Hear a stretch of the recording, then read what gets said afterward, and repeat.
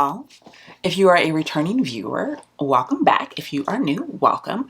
My name is Amira, and today's video is just a quick recap, overview, look back at my 3-month no-buy. So, when I am filming this, it is March 15th. So I have exactly 2 weeks left to my no-buy. I started it January 1st and it ends at the end of March. So let's talk about it. How's it going? How am I doing? How do I feel? Have I broken my no-buy? First up, I feel pretty good about it. I would say that the first 2 months of my no-buy were pretty easy for me. January, I had there wasn't a whole lot I was interested in. And the few things that I was interested in, I was like, meh. There was one item that I really wanted, and I almost thought about breaking my no-buy just to review for you guys. And I was like, no, let's keep to the spirit of the process, Amira. And that was the Salt New York Sneaky Balm Tint. And that is on my wish list. That is like me and you, baby. I will be purchasing that when I am off of my no-buy. I'm just letting you guys know that right now. But outside of that, there hasn't been a whole lot that I felt like I needed to break my no-buy for, or that I wanted to break my no-buy for. There are things that I want, and there are things that I still want that are on my wish list that I feel like, okay, that's cool. It can wait. It was nothing that was like, oh my God, oh my God, oh my God. I did make a purchase recently using a gift card that I received in December from a friend, and it was for the Natasha Denona pastel palette. But again, I don't feel that's breaking my no-buy because I'm not spending money I'm not spending my own money. It was a gift card, and I was like, I'm going to purchase this, and I wanted to review it for you guys. The gift card covered it. I felt okay with that choice. But yeah, outside of that, there hasn't been a whole lot that in those first 2 months that I was really that interested in. Now, March has been a bit stranger in the sense of the things that I've been really wanting. Things have been trickling out where I'm like, the Merit Signature lipsticks. Those are on my wish list. I almost used my gift card for that because I was like, I want so much. And I still really want them. They're still on my wish list. They're still on my Sephora Loves list. Those will probably, there's 2 that I want. It's not like I want the whole collection. I want Cabo and Slip and maybe Tiger. Maybe. But I don't feel like I'm unreasonable in like the ones that I want. I really want to try them, and I've heard such good things about the formula, and the few Merit things that Merit was kind enough to send over to me in January, I believe it was January, February. I've tried and I really enjoy most of them. So I was like, yeah, I think after my no-buy is over, I want to try those. But outside of that, I felt pretty strong in my commitment to the no-buy. But one thing that it has sort of triggered in me as far as thought process is I now have a YouTube channel, and before I used to do no-buys, like, mini no-buys on and off all the time, and it was not a big deal because it was just me, and I could make choices based on that. But now I have a YouTube channel, and I want to create content that is interesting to you guys, and I don't want it to be all about purchasing all the new things, because that's not where I am in my life. I think if I had started my YouTube channel in like 2018, 2019, we'd be having it more like 2018. It would have been a different story. Because I was buying a shit ton of makeup then, and I would have been buying things and trying them out for you guys, and I would have been like, la la la, look at all these new things. But I'm at a different point in my life. I'm at a different point in my makeup collection, and my relationship to it, and my relationship to makeup in general, and spending money on makeup. And I don't have that desire to just be a channel where I'm just reviewing all the new things all the time.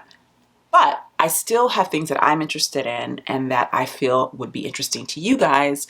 And so for me going forward, post no-buy is me sort of really marrying those two things and finding a way to do them in a way that is healthy for me as far as my own collection, my own finances, but that I also will allow me to create content that I want to create for you guys, because I do want to try new things for you guys, but I also want to make sure that I'm creating content that encourages you to use your collection as well. And so for me, I'm thinking what I probably will be doing going forward is being on a low buy and really focusing more on, if I'm purchasing something, it's going to be for the channel. It's going to be for a review for you guys, as opposed to me constantly bringing in new things for myself, because I'm not all that interested in that. I am interested in trying new things. There's a huge list of brands, and most of them are like smaller, cool girl brands, not Glossier. I'm not interested in Glossier. But there's a lot of brands that have piqued my interest that aren't mainstream brands. They're smaller, more curated, a little more mature, cooler brands that I really want to try for the channel, because I think they're really interesting and I don't hear people talking about them. So honestly, I think going forward post no buy, I'm going to focus more on trying those type of brands and those type of products for a little while. You guys let me know what you think, but there's just there's some things that I'm always looking for content on, because I would love to see reviews on, but I can't find any. And I'm like, well, I have a channel now and I can do that, because I'm sure I'm not the only one that's interested in, you know, certain brands. And so I think going forward, I may do like a little community poll and ask you guys about a few brands and seeing if you are interested in me reviewing those products for you. Also, I have to say that for me, as a Black woman of a certain skin tone, there aren't a ton of people reviewing products that are my complexion, that can show what things look like on someone who looks like me. And I want to make sure that I am providing that to you guys. I have a pretty diverse, we have a pretty diverse little community here, which I'm really excited about. I love that, I have people of all skin tones and ages, and that is what I want. But I also have to make sure that I am, for myself, catering to things that I would be looking for and that I look for. I'm a YouTube viewer. Like, more than anything, all these years, I have been someone who watches YouTube and enjoys YouTube beauty content, other content as well. But, the reason why I started my channel is because I love YouTube so much and I want it to bring something else to the table. And if I can provide that for people who look like me, that would be great too. So that's something that I'm also considering and thinking about going forward post no buy. Now, I will say, like I said, I kind of want to go over my wish list with you guys, and you tell me what you think. I think it would be fun to do. I'm probably going to do a video. I know Sephora's VIB sale is coming up, and I have to say, guys, when I saw that, I got a little hot under the collar. I always get hot under the collar when it comes to the sales, the yearly sales. Ulta's 21 Days of Beauty started on Sunday when I'm filming this. And I was like, ooh. I have to say, once I saw what they were putting down, what they were throwing down, I felt better. Because Ulta's gotten a lot of newer brands, like brands that were previously in Sephora or are still in Sephora, now coming over to Ulta. And Ulta has a much better rewards system. I love Ulta for that. I love them for that. But I was a bit surprised at how bland the sale is.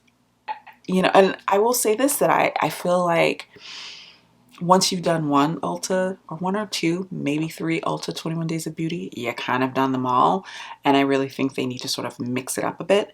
But I'm kind of glad they haven't, because the majority of the 21 Days of Beauty is when I'm on my no buy. So maybe that's a good thing for me, It ends on April 3rd, so I'll have like 3 days. If there's something that I want, maybe I'll pick it up, but there's nothing that I'm just like dying to have at the moment. And I honestly haven't looked that hard at it. I didn't get my little brochure. With Ulta, it's always hit or miss with me. I sometimes get my Ulta mail and I sometimes don't. I didn't get the 21 Days of Beauty brochure, and maybe that's a good thing. As far as let's hold for the sirens.